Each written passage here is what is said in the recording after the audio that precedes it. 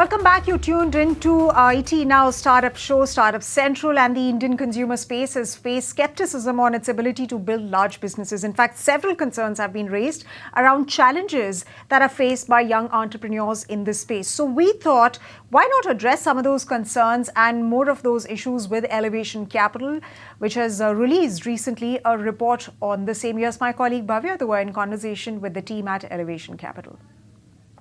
Right, so today to discuss the consumer space in India and to also give an overview insight of the startup ecosystem in 2024, we have with us Mayank Khanduja, who is the partner at Elevation Capital, and CHIRAG CHADHA, who is principal at Elevation Capital, to talk about everything around the consumer space in India with us today. So to begin with, India is emerging as a bright spot in the global economy. But there have been concerns about the consumption growth while talking about the economic growth. So could you shed some light on the Indian consumer story, and are you bullish about this particular space? Mayank, if you could take that up, please. I think India's overall GDP growth story is very well known. India is a shining spot in the global market today, growing at more than 7%. GDP per capita is likely to hit $5,000 in the next 5 odd years.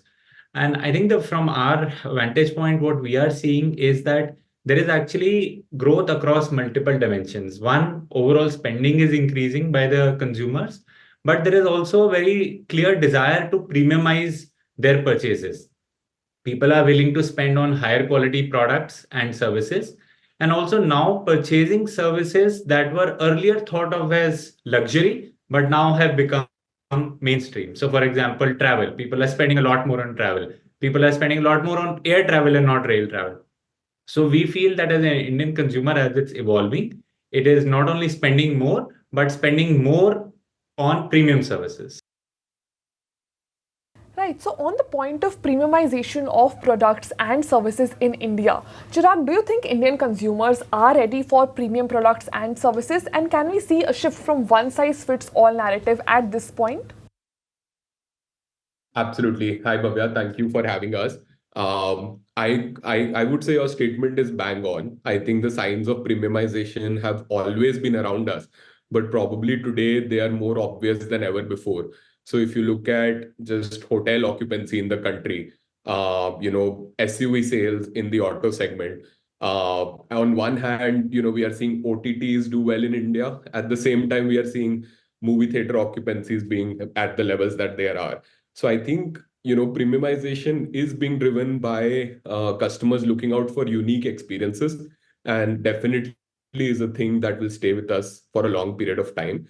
On the one size fits all narrative as well, see, I think the biggest factor there is just a proliferation of the internet. I think, as when we in our report, we've talked a lot about new age consumer brands as well. The biggest thing that is working for them is that the internet now allows you to target a very sharp cohort of people who are interested in your specific offering at that particular moment. And therefore, you see, so many new companies come up even in consumer categories. So I think, what were barriers to do a niche or targeted play in the past because distribution was an hassle, that has truly changed with the proliferation of consumer tech, and a lot of consumer companies are now benefiting from it. So Chirag, moving forward on that, around the narrative and the emphasis of shifting from unicorns to proficons, profitability has been a major concern in the consumer space. So how do you think the new age founders can actually cater to that? I think, Bhavya, I would like to talk about two changes that have happened. I think number one, we've clearly gone through a cycle in the last couple of years when it comes to the funding environment and the overall macro. And what that has done to the ecosystem is that I think there was this mindset of growth at all costs, which a lot of companies, founders were pursuing in the past. And clearly, as things became tighter, that sentiment has changed. What we are seeing across portfolio and even around us in the ecosystem is that once that mindset change has happened, it's the benefits of it are being felt across the organizations, and everyone feels like this is a lot more healthy way to grow. So there's no pressure to grow, 200, 300, 400% year on year, given that the India opportunity is completely here for the taking and not changing anytime soon. But even if you can grow in high double digits while maintaining marketing spends at a level, if these companies have strong PMF, it's a fantastic place to be, and I think everyone in the ecosystem is very happy with that. So I would say, because the large companies have started operating like that, we would see that same trend percolate to newer businesses, and therefore it changes. The second thing is a lot more structural, right? A lot of businesses in the past were also reliant on advertisement dollars. And in fact, in our report, we have this whole section on digital media platforms and how we feel their trajectories will look very different in the future. One fundamental point we are making there is that no longer do you have to rely only on ad dollars, but today the market is ready for businesses to come in and monetize through the customers, whether it's through subscriptions or microtransactions or virtual services.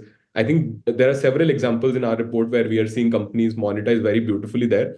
And the good part is that these avenues can kick in even at, let's say, 500,000, 1 million users in scale versus, let's say, advertisement revenues, which were meaningful at much larger scale in the past. So structurally, because the consumer is now ready and willing to pay for the services that they're receiving, it has naturally made the journey for profitability a lot faster and easier for the newer companies that we are seeing come up in the consumer tech space now. Right, thank you so much for sharing those 5 themes with us. But moving from the offline business expansion to the AI and blockchain world, what is your stance on emerging industries such as AI and blockchain and its impact in creating businesses in the consumer space?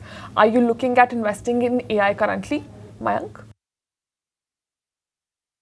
See, I think AI is a generational shift that we are seeing all across us. And when it's a generational platform shift that's happening. And whenever such shifts happen, completely new businesses get created. So, for example, if you look at when mobile came along, smartphones came along, businesses that were earlier not possible became very real. So we have in our portfolio companies like Urban Company, like Swiggy, like No Broker, like ShareChat, which are primarily driven because there was mobile access. I think similar things would happen as AI becomes more and more mainstream. And we are actually very excited and seeing a good amount of action in India in the AI space. Specifically, if you look at on the consumer side, right, if you look at just consumer facing products. So we are seeing consumer facing products that help people improve their productivity. We are seeing consumer facing products that help people in solve for loneliness, in companionship. I think that is also a big category that is likely to emerge. And then if you look at these consumer tech startups on their own development side, product development, AI is actually going to help them create content and create these products at a much faster pace, whether it's using Copilot or using LLMs to drive better recommendation algorithms. All of these will actually will get helped with the advent of AI in the mainstream. And we are very excited about investing in those spaces. All right, so Elevation Capital Management speaking to ET now, and of course sounding bullish as far as the India consumption story is concerned, and they say that it's driven by premiumization, and AI is going to further drive that space, especially as far as experiences in the sector are concerned.